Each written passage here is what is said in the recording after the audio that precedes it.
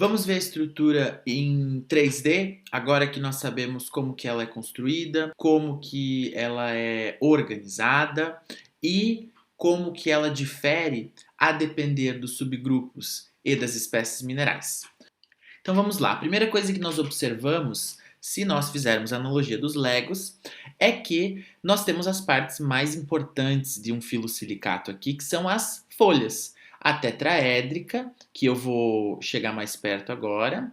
Então a tetraédrica estaria aqui, essa porção mais em cima, que são os tetraedros de silício que estão se juntando, se polimerizando de maneira a gerar uma folha. Então vejam que no eixo XY parece realmente uma folha, tá vendo? E no meio você encontra os canais, você encontra aqueles anéis hexagonais que originam-se a partir da polimerização dos tetraedros de silício. Mas se nós observarmos a estrutura na perspectiva do eixo Z, a gente consegue ver os sanduíches que eu tinha mencionado, as camadas, melhor dizendo. Nesse caso, é um argilo mineral do tipo 2:1, porque a gente tem duas folhas de tetraedros de silício e no meio uma folha de octaedros, ou seja, uma folha octaédrica. Esse exemplo que eu trago para vocês é uma esmectita. A esmectita é um subgrupo do grupo dos argilominerais, que por sua vez é um subgrupo dos filosilicatos. Então nós temos inúmeros minerais que a gente classifica como esmectita. Tem várias espécies de esmectitas. A depender do quê? A depender dos cátions interfoliares, ou seja, aqui essas esferas roxas, eu acho, sei lá, e também a depender de qual o cátion que está no interior do sítio octaédrico, que está no centro do sítio octaédrico. Todas essas porções da estrutura cristalográfica a gente já conhece, a gente já aprendeu e nós inclusive já observamos em um plano 2D. Agora a gente está só vendo como que é tridimensionalmente a estrutura dos argilominerais que aqui estão exemplificando a estrutura dos filosilicatos. Então vamos lá ver sob outra perspectiva. Olha que legal as folhas de tetraedros de silício. Abaixo nós temos as folhas octaédricas, então vejam que interessante. Aí não se esqueçam, vou voltar aqui, que estamos vendo a base dos tetraedros, né? É a base dos tetraedros que se polimeriza, eles dividem os oxigênios das bases. Aqui em cima, a gente observa o seguinte, ó, a gente observa, vou chegar mais perto aqui, que o oxigênio apical desse tetraedro, ele está sendo dividido também com um dos oxigênios do octaedro. Então, nesse caso, nós temos apenas um oxigênio aqui, que é dividido entre o tetraedro e o octaedro. Esse oxigênio especificamente não está ligado a nenhum cátion de hidrogênio, porque ele já está utilizando-se de duas ligações para eliminar sua carga. Mas os demais oxigênios que estão na coordenação octaédrica precisam eliminar a sua outra carga, porque um ânion de oxigênio tem 2 elétrons sobrando. Então eles se ligam com um cátion de hidrogênio. Então vejam que interessante como que funciona. Aqui mais de perto, mais de longe, melhor dizendo, depois que acaba a camada principal TOT, as bases dos tetraedros são ligadas através de ligações fracas que são providenciadas por esses cátions, que são os cátions interfoliares. Então, a depender da espécie, nesse caso da esmectita, a depender do cátion que está aqui, você vai ter uma espécie mineral diferente. Nesse caso, é uma esmectita que é rica em potássio. Então, ela vai ter potássio aqui no centro, entre as estruturas, as camadas. E apenas como um lembrete final, vocês têm a distância interplanar. Então, a distância interplanar dos filosilicatos, dos argilominerais, a distância interplanar dessa estrutura que nós estamos observando, ela inicia da base de um tetraedro e ela vai até a base do próximo tetraedro que inicia a repetição da estrutura. Então aqui seria como? O tetraedro que tem o número 1 mais o octaedro que tem o número 3, mais o tetraedro de cima, mais o cátion interfoliar ou o espaço interfoliar, e quando nós chegarmos próximos à base do próximo tetraedro da próxima camada, a gente para, porque você começa a repetir a estrutura, não é verdade? Então, essa é a distância interplanar, que a gente chama de distância entre os planos dos filosilicatos. Então, no tempo livre de vocês, se vocês quiserem brincar, vocês podem retornar aqui a essa estrutura da esmectita e vocês têm um repositório de inúmeras outras estruturas cristalográficas em 3D de outros filosilicatos. Divirtam-se! Bom, agora que nós já falamos exaustivamente da estrutura cristaloquímica dos filosilicatos em geral, vamos subdividir os filosilicatos em grupos e falar um pouquinho sobre a química desses minerais e como que nós identificamos esses minerais. Então vamos falar primeiro de um dos grupos mais conhecidos, que é o grupo das micas. As micas têm uma fórmula geral exemplificada aqui no slide para vocês. Então como que a gente lê essa fórmula? Da mesma maneira que a gente lê todas as outras fórmulas de silicatos. Essa hidroxila que está aqui no final representa o caráter hidratado dos filosilicatos. O oxigênio ligando-se a um sítio Z representa os tetraedros fundamentais de silício.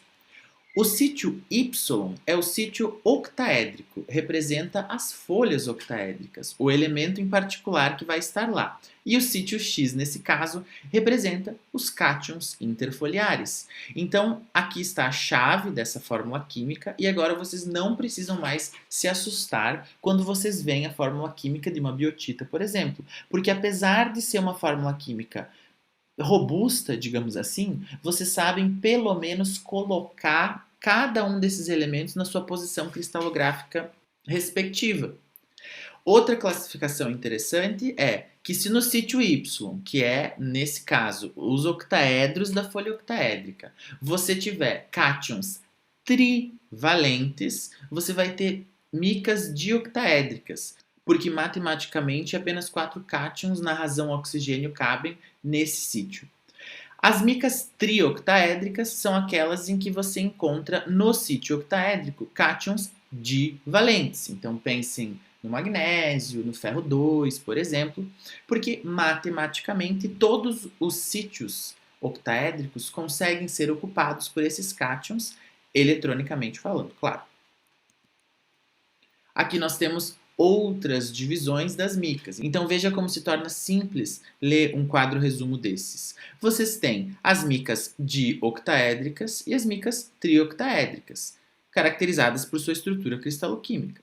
Depois nós vamos ter as micas comuns e as micas quebradiças. Lembrem-se que as micas comuns são aquelas que possuem cátions monovalentes como cátions interfoliares. Já as micas quebradiças possuem cátions divalentes como cátions interfoliares. Então, cada espécie mineral possui alguma diferença, nem que seja no cátion interfoliar. Pode ser que os minerais sejam quase iguais, mesma estrutura, mesmo cátion no sítio octaédrico, tudo igual, mas na hora do cátion interfoliar é outro. Então vejam como a muscovita, ela possui as unidades fundamentais, que são os tetrédros de silício ou alumínio. Então lembrem-se que o alumínio pode sim ocupar essa posição no sítio tetraédrico. Os sítios octaédricos, no caso da muscovita, são ocupados por alumínio, ou seja, um cátion trivalente, por isso que ela é dioctaédrica. E no caso dos cátions interfoliares, quem ocupa o espaço é o potássio. Cada uma dessas espécies minerais possui uma particularidade química e é por isso que ela existe. A morfologia das micas é lamelar. Ela forma lamelas, ela forma placas, ela forma camadas, a depender de como você queira descrever e de como ela está disposta em lâmina ou em rocha. Mas essa morfologia reflete o arranjo cristaloquímico do próprio mineral.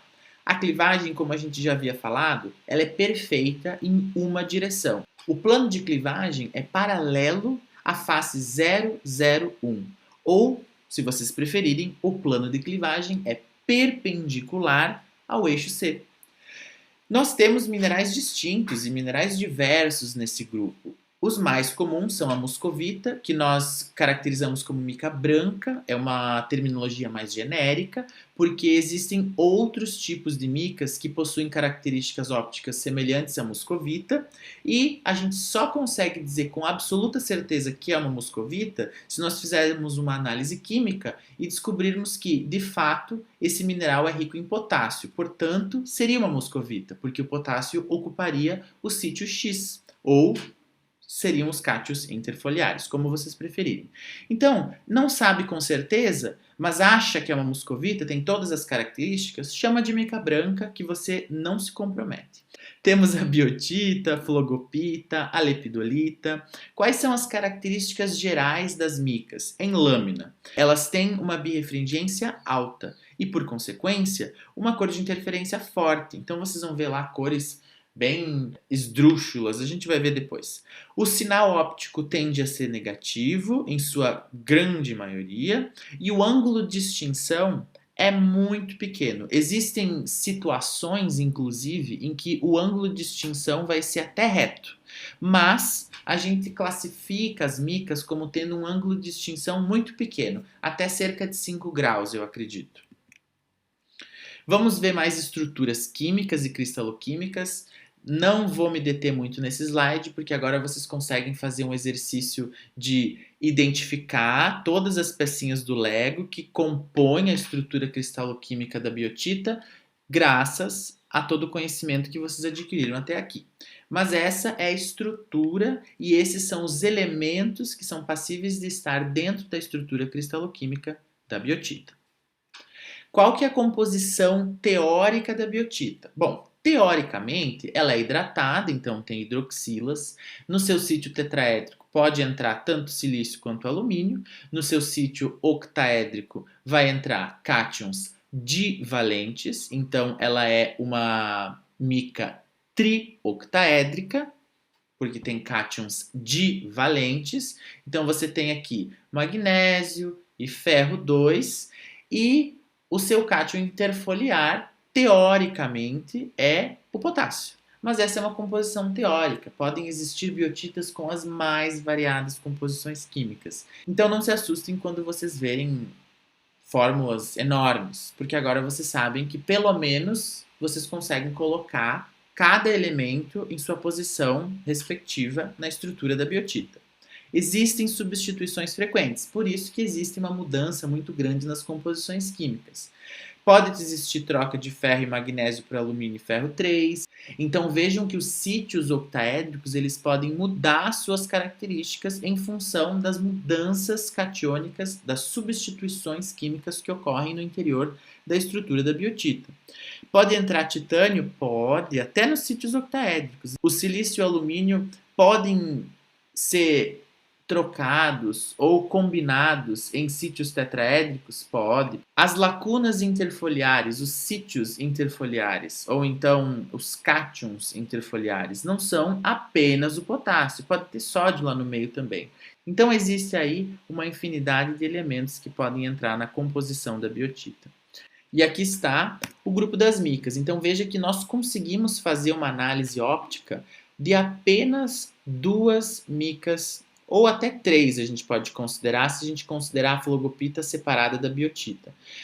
A muscovita nós vamos nos manter neutros e vamos chamar ela de mica branca, porque nem sempre a gente tem certeza se a gente está trabalhando com a muscovita, ou com a paragonita, ou com a margarita, que são micas quebradiças, micas duras, né? E existem ocasiões em que elas vão ter características ópticas semelhantes à da muscovita. A biotita e a flogopita podem ser separadas. Existem algumas características em relação a pleocroísmo e tal, mas o importante é que vocês saibam que existem muitos outros minerais, além de apenas biotita e muscovita no grupo das micas, mas que uma análise preliminar feita através do microscópio óptico só consegue ir até certo ponto, que é, bom, estamos trabalhando com uma mica branca ou estamos trabalhando com uma biotita barra flogopita, beleza? Trago imagens para a gente se familiarizar. Então veja que na esquerda a gente tem uma imagem macroscópica, então é muito interessante ver como a muscovita funciona. Você consegue retirar camadas, folhas com a unha, se você tiver essa destreza, né? A clivagem é muito perfeita em uma direção. Em lâmina, ela tem um certo relevo, não vou nem dizer que é alto nem que é baixo, porque depende com quem você está comparando. Então, se estiver comparando aí com feldspato, com quartzo, o relevo dela é alto, né?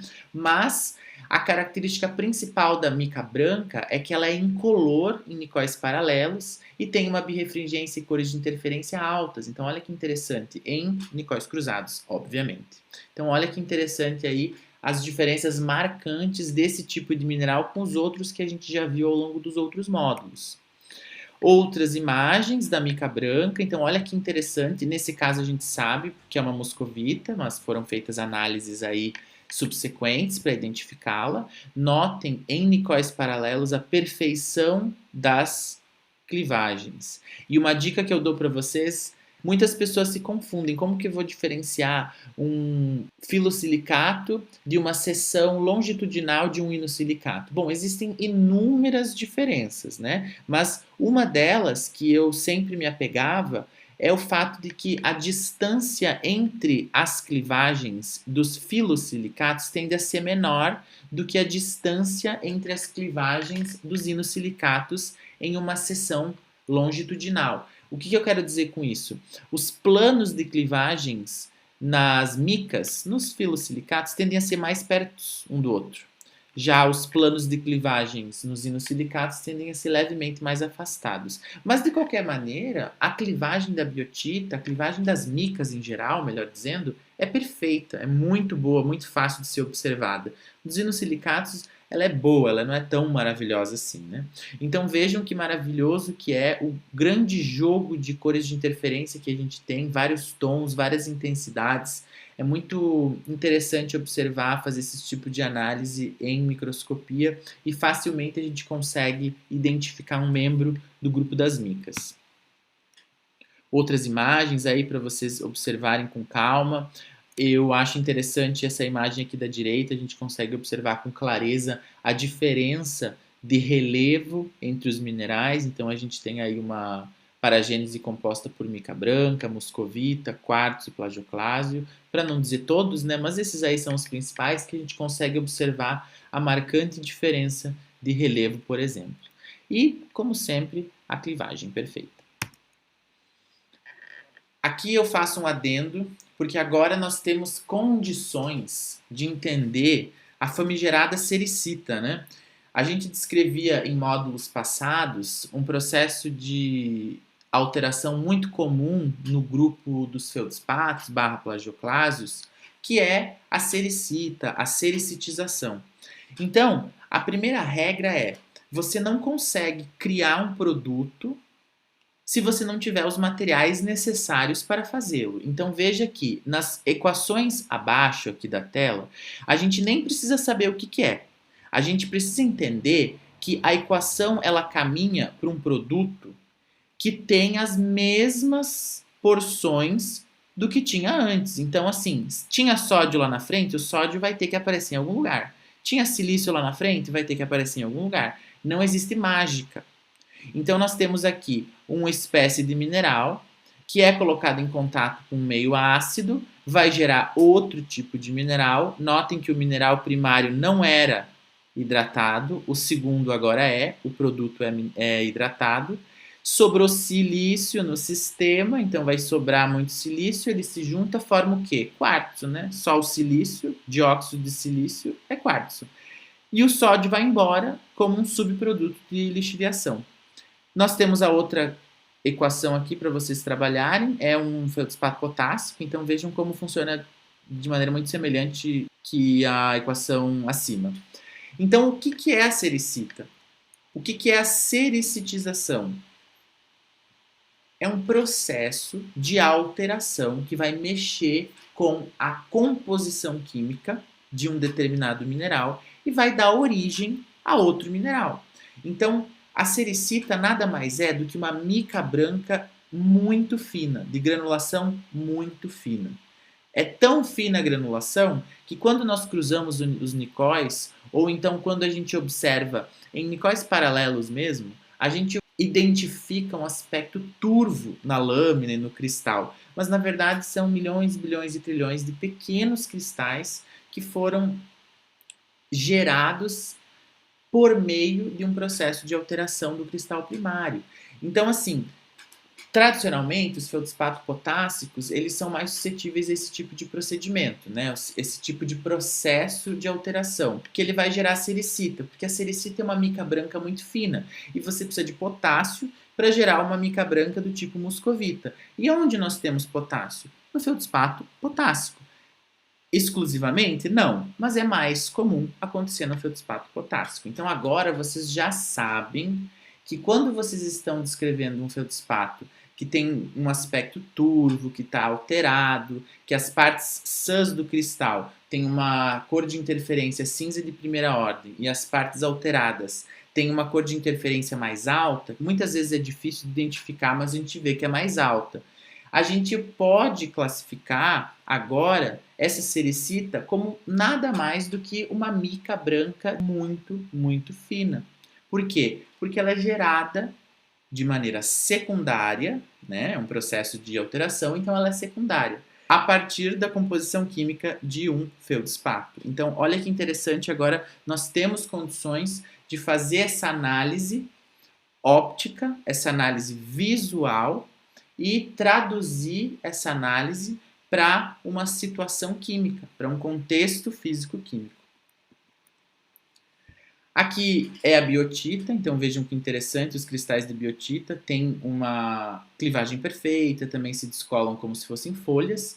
Em lâmina existe uma variedade muito grande de cores, as biotitas elas têm uma composição química muito variada, então isso vai gerar uma grande variedade de propriedades ópticas, entre as quais a cor. As cores variam bastante. Não é uma loucura, não. Vocês não vão encontrar uma biotita azul. Mas o que eu estou dizendo é, tons de castanho vão variar, eventualmente pode ter um pouco de verde, eventualmente pode ter um amarelo mais pronunciado. Então, depende.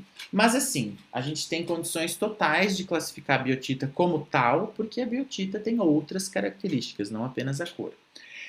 Na imagem do centro aqui na direita, a gente tem uns pontinhos pretos aqui. Esse aqui é um processo que não é um processo de alteração, ele é um processo físico barra químico que vai acontecer em função de outras coisas que está acontecendo dentro da estrutura. A gente conversa depois, mas na última imagem, a imagem inferior aqui, a gente vê que as cores de interferência são altas também. Vocês têm cores de interferência que são próximas as cores originais do mineral, mas vocês têm cores aí amarelas, verdes, rosadas, tem uma variedade bem grande de cores de interferência. Outras imagens de biotita, então vejam que em lâmina ela pode ter uma cor castanha avermelhada bem forte. Aqui, na imagem superior à esquerda, nós estamos observando um cristal que, se vocês prestarem atenção, nós não conseguimos identificar a clivagem nesse cristal. E por que a gente não consegue identificar a clivagem? Porque esse corte é exatamente um corte perpendicular ao eixo C. Ou seja, é um corte exatamente paralelo à clivagem. Então, obviamente, a gente não vai conseguir ver a clivagem porque só temos clivagem em uma direção. Então, notem como é importante se localizar nos eixos cristalográficos do mineral para a gente saber o que a gente está descrevendo. Já nas imagens do outro lado da tela, a gente consegue ver a clivagem com perfeição. Por quê? Porque o corte dessa lâmina é paralelo ao eixo C, ou seja, perpendicular ao plano das clivagens. Então, claro que a gente vai observar as clivagens. O círculo amarelo está dando destaque a um processo que a gente acabou de ver nas imagens anteriores, que eu vou explicar subsequentemente. Por enquanto, vamos prestar atenção nas diferentes características da biotita em lâmina. Essas imagens estão tentando exemplificar como a biotita tem um pleocroísmo intermediário a forte, né? Em tons de castanho, né? Pode ter uma outra cor aí, mas basicamente são em tons de castanho, castanho avermelhado, castanho amarelado, esse tipo de pleocroismo que a gente pode encontrar de maneira geral nos cristais de biotita. Aqui eu trago novamente a imagem cristalográfica para vocês terem em mente como que é a cristalografia desses minerais para vocês conseguirem se localizar em lâmina. Então, assim, se o corte da lâmina for exatamente paralelo ao eixo C, vocês vão conseguir observar clivagem, porque o corte é perpendicular ao plano de clivagem. Ou seja, é como se vocês estivessem observando a face 010. Agora, se o corte for exatamente perpendicular ao eixo C, é como se vocês estivessem observando a face 001. Então, vocês não vão observar as clivagens. Vocês vão conseguir fazer outras análises, mas a clivagem vocês não vão conseguir ver. Outras imagens de biotitas, digamos assim, de livro, para vocês irem se familiarizando com relevo, com pleocroísmo, com clivagem, com cores de interferência, porque vocês vão fazer as análises de vocês depois da videoaula. Tem aí na foto superior à esquerda um tom de castanho mais avermelhado, aí, olha que interessante. Muitas pessoas associam essa cor há uma presença marcante de ferro na estrutura, que é um elemento que dá cor aos minerais. Está aí também uma possível inferência de ser feita. As micas se alteram? Claro que elas se alteram. Com exceção do quartzo, quase todos os minerais silicáticos se alteram. Então, para onde que elas vão? O que acontece com elas? As micas brancas, em geral, elas, quando se alteram, tendem a gerar argilominerais. Então é como se você saísse de um subgrupo e fosse para o outro. A biotita é a mesma coisa. Ela tende a se alterar e se transformar numa clorita, numa mica branca. Então você não sai do grupo dos filosilicatos. Você pode sair, tá? Mas essas são as alterações comuns. Eu estou trabalhando com as alterações comuns. Então é como se você saísse de um subgrupo dos filosilicatos e fosse para o outro.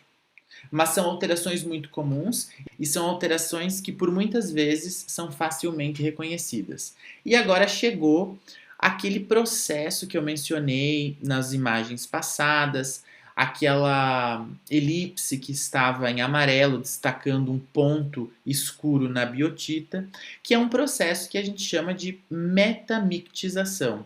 Esse não é um processo de alteração. Por quê? Porque não é o mineral sendo exposto a uma condição físico-química que força ele a se transformar em outro mineral. Não é isso que a gente está vendo.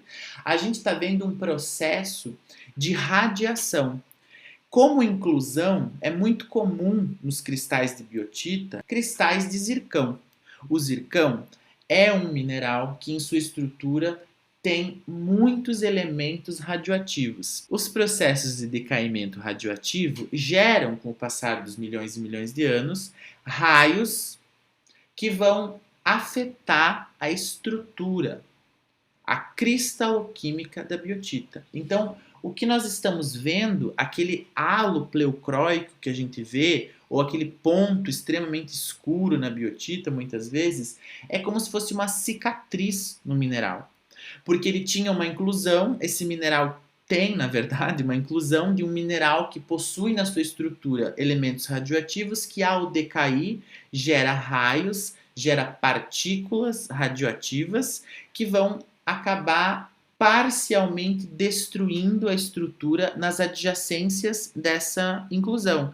E o fenômeno visual é o que a gente vê nas imagens que eu mostrei para vocês agora, e vocês podem voltar lá à vontade e observar, em que muitas vezes é só um ponto preto, ou então vocês conseguem ver o zircão, o cristal de zircão como mineral incluso, um halo pleocróico ao redor dele, e a biotita como hospedeiro, né, como mineral hospedeiro. Então lembrem-se, o processo de metamictização não é uma alteração. Ele é um processo de destruição da estrutura cristaloquímica da mica em função de processos radioativos, radiogênicos, enfim, que são inerentes a outro mineral. Agora, as alterações comuns a gente já comentou. Micas que viram argilominerais, biotitas que viram membros da clorita, mica branca e assim por diante. Não são os únicos, existem outros, mas esses são os mais comuns.